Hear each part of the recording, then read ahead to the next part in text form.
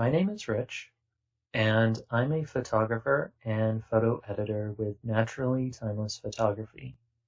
In this video tutorial, I'm going to show you how to use your next selection tool here in the toolbar, which is the third one, Magic Wand.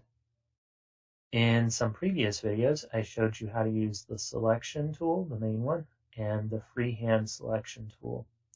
So let's click on Magic Wand. So this particular tool is actually very versatile, but it can be very temperamental. And it also has different ways you can use it. And to find those different ways, we go up here to the match mode. So if we click this, it shows that we have all these different options. With the RGB value, if we click somewhere in the photo, it'll use where we click to identify the RGB value and whatever's next to it until it finds a different value. It'll select all that area. Same with the color. If we select the color and we go here and click, it'll select that color as far as it can. And once the color changes, it'll stop. But I'm going to show you each of these tools on their own. So let's go to none first. So let's try clicking on an orange area and see what happens. Well, nothing except it selected the whole photo. That's because it doesn't have it set to actually choose any particular item within the photo. It just selects everything. So none actually selects all. So let's go to our next one, and that's RGB value. Let's click that.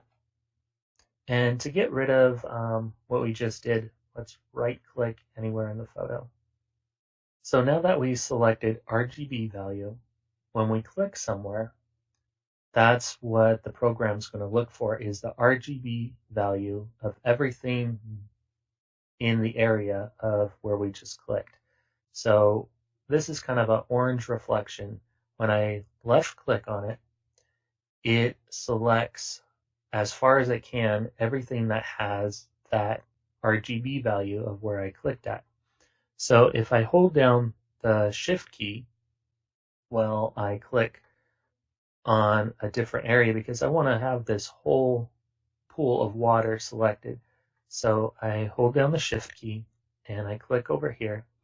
It'll add to the selection. So now it added that RGB value for that area as well. So then I click here and it does the same, and I click over here, it does the same, and in there. And if I keep going, it'll just keep adding to the selection area. So I ended up hitting a piece of the sandy area and it selected all that. So now I'm just going to right click somewhere and it'll deselect everything for me. So now that we're done with that, let's go to our next match mode and see what it does, which is color.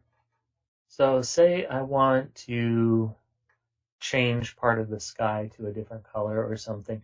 So I want to select all the blue in the sky.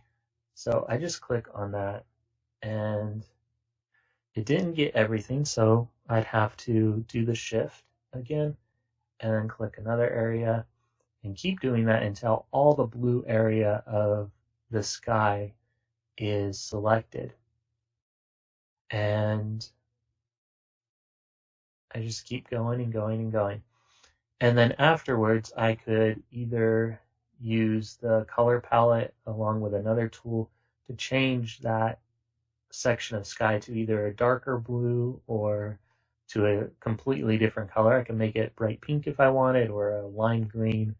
So that's something that these tools could actually help you do. And depending on your photo, you might want to use different ones of these match modes to make it easier to select what you're doing. So let's right click in the photo and get rid of So let's go to our next match mode and see how that could help us. It is brightness. So each of these tools are fairly self-explanatory. Some of the terms might be something we haven't really dealt with before within photography or in photo editing, so it might need a little more explaining or something. But with this, the brightness tool, if I click on something, it's going to search for everything in the photo that links up that is equivalent to the brightness of where I clicked. So let's left click in this overly saturated area right here and see what happens. Okay, it did a pretty good job. It selected all that, and there's a little bit here. So I might do again, hold down the shift key and add to that, and maybe even here and a little here. And now that I have that selected, I might use one of the other tools to darken this up so it's not so bright. And that's how this particular tool might help you out in order to edit certain sections of your photo instead of trying to edit the whole thing at once.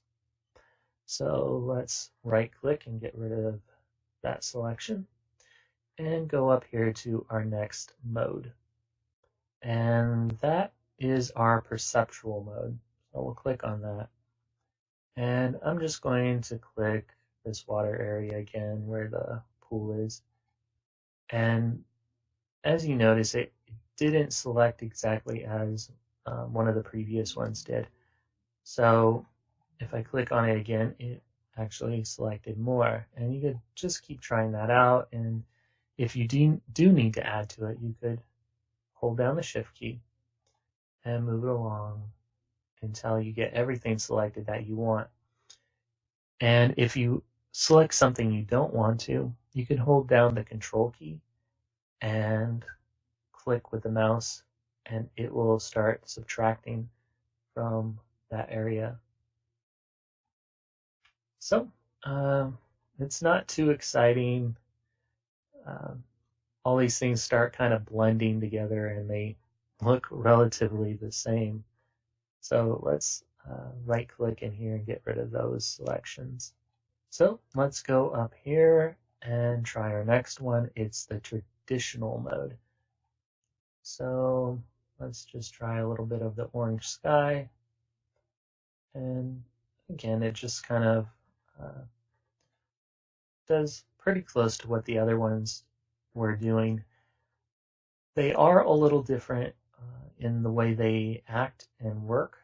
So don't just think I could use the same one over and over. Definitely try different ones of these match modes and see which one works best for the photo that you're editing at the time.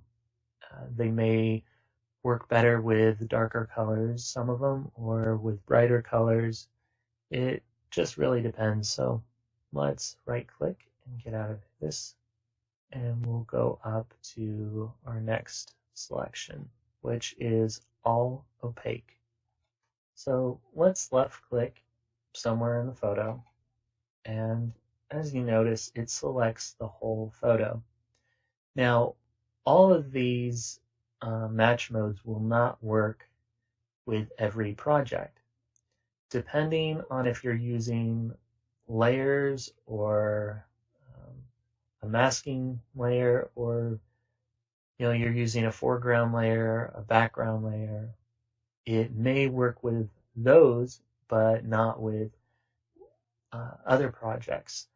So if it doesn't do anything like this, it's just selecting everything, same as when we use the none, it actually might work with a different project.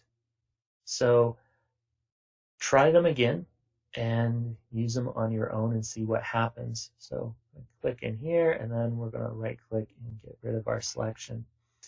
Now let's go to our last one. It is called opacity. So let's just click anywhere in the photo, and we have the same thing. It selects the whole photo.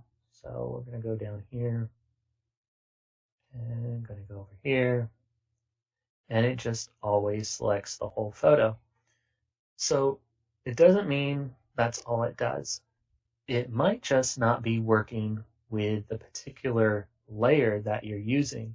So you just got to try out these different match modes and see if they work with your particular project.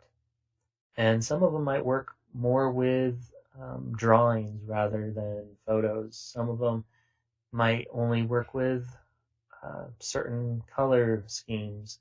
It just depends. So, like I said, they work with different layer modes as well. So that, I believe, was all that we had. Yes, we're done with this selection tool. And I'll be showing you the next selection tool within our series, which is the Smart Selection Brush, in my next video. If you found this video helpful and you want to see the next ones and upcoming videos, please subscribe. And thank you for watching.